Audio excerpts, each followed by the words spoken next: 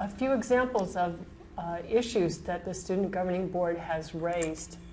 Some of them are for the district and some of them are for themselves.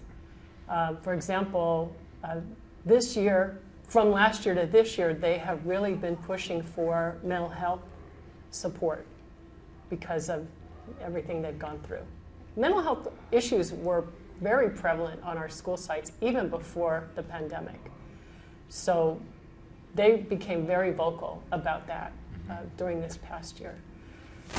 They also brought forward the issue of consent because students were finding themselves in situations where a lack of clarity was getting them into trouble in their relationships, their intimate relationships.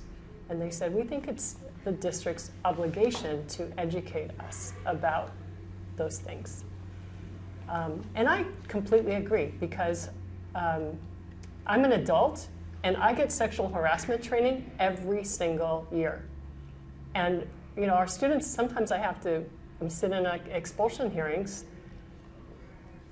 for things that they did that maybe were inappropriate that they perhaps saw on movies or on YouTube or something like that and hadn't had that kind of education. So it was courageous, I thought, for them to bring that forward.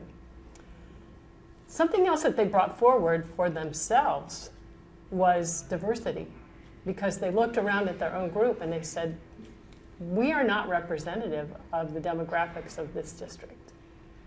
You know, we have traditionally in the district, there's been some certain demographics that perform extremely well academically, and a lot of those students were represented on the Student Governing Board, which meant that a lot of voices were missing. And so now they've got a concerted effort to diversify their own board, which I think is amazing.